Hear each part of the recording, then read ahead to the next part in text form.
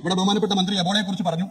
ഇനി മണിക്കൂറുകൾ കഴിഞ്ഞാൽ ഉത്തരവാദിത്തപ്പെട്ട ആരോഗ്യവകുപ്പിന്റെ ഉദ്യോഗസ്ഥർ എബോള ഉണ്ട് എന്ന് പറയുമോ എന്നുള്ളതാണ് എന്റെ ഭയം എന്നുള്ളത് ഞാൻ അവിടെ ചൂണ്ടിക്കാട്ടാൻ ആഗ്രഹിക്കുകയാണ്. ഈ 35 ദിവസത്തെ അനുഭവം അതാണ് സാർ.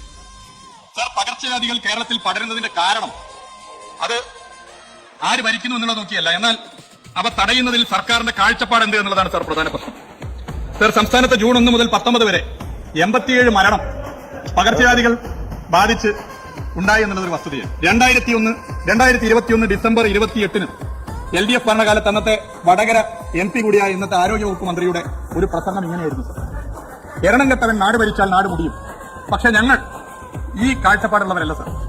വ്യക്തിപരമായി മന്ത്രിയെയോ മുഖ്യമന്ത്രിയെയോ ഈ വിഷയത്തിൽ അധിക്ഷേപിക്കാൻ ഞങ്ങളില്ല. അത് ഇടതുപക്ഷത്തിന്റെ രാഷ്ട്രീയ സംസ്കാരമല്ല. നിപ്പ പരിശോധന ഫലം കോഴിക്കോട് വന്ന ഘട്ടത്തിൽ ആരോഗ്യവകുപ്പ് മന്ത്രി പറഞ്ഞു നിപ്പ പരിശോധന ഫലം കിട്ടിയിട്ടില്ല. ഉടനെ തന്നെ പരിശോധന ഫലം കിട്ടിയെന്ന് കോഴിക്കോട് ജില്ലാ കലക്ടർ പറഞ്ഞു. രോഗബാധിതന്റെ നില തൃപ്തികരമെന്ന് ആരോഗ്യമന്ത്രി പറഞ്ഞു സാർ.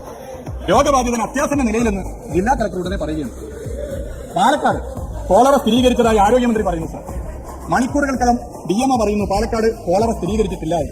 സർ, ഒരു കണക്കിന് പാലക്കാട്ടുകാർക്ക് ഭാഗ്യമുണ്ട് സാർ. അവിടെ ഒരു DMO എങ്കിലും ഉണ്ടല്ലോ സാർ. കോഴിക്കോട് ഒരു DMO പോലും ഇല്ല സാർ, ഒരു മന്ത്രിയില്ല. എന്നാൽ ഒരു DMO എങ്കിലും കോഴിക്കോടിന് തന്നുകൂടെ സാർ? ടീം UDF ആണല്ലോ. തദ്ദേശ വകുപ്പും ആരോഗ്യ വകുപ്പും പരസ്പരം പഴിയാരുന്ന എത്രയെത്ര വാർത്തകൾ ഈ വിഷയവുമായി ബന്ധപ്പെട്ട് നമ്മൾ കണ്ടു. വെള്ളക്കെട്ടുണ്ടായപ്പോൾ യാതൊരുവിധ പ്രതിരോധ പ്രവർത്തനങ്ങൾ സ്വീകരിച്ചിട്ടില്ല എന്നുള്ളത് വസ്തുതയാണ് സാർ. ജില്ലാ ഭരണ സംവിധാനവും തദ്ദേശ വകുപ്പുമായും ആരോഗ്യ വകുപ്പിന് ഏകോപനമില്ലാത്ത പ്രശ്നം വരുന്നു സാർ. ഇതിൽ തദ്ദേശ വകുപ്പ് മന്ത്രി ഞാൻ കുറ്റപ്പെടുത്തില്ല സാർ. അദ്ദേഹം ഈ സത്യപ്രതിജ്ഞ ചെയ്ത ഉടനെ തന്നെ PM3 അറബിക്കടലിറങ്ങിയതിന്റെ ക്ഷീണത്തിലാണ് എന്നുള്ളത് നമുക്കൊക്കെ അറിയാവുന്ന കാര്യമാണ് സാർ. നിപ്പ റിപ്പോർട്ട് ചെയ്ത് കഴിഞ്ഞ് 5ാമത്തെ ദിവസമാണ് സാർ മരുന്നെത്തിക്കുന്നത്. 5ാമത്തെ ദിവസം. ഇനി ഇതൊക്കെ പോട്ടെ സാർ, വിവിധ വകുപ്പുകളിലെ വിവിധ മന്ത്രിമാർ കാരണമാണ് ഏകോപനം ഇല്ലാത്തത് എന്ന് നമ്മൾ കരുതണ്ട സാർ. ശബരിമല ഡ്യൂട്ടിക്ക് ഡോക്ടർമാരെ വേണമെന്ന് പറഞ്ഞ് ദേവസ്വം വകുപ്പ് ആരോഗ്യവകുപ്പിന് കത്തെഴുതി. ആരോഗ്യവകുപ്പ് തിരിച്ചു പറഞ്ഞു ഡോക്ടർമാരെ തരില്ല. ദേവസ്വം വകുപ്പിന്റെ മന്ത്രിയുടെ പേര് ശ്രീ K മുരളീധരനാണ് സാർ.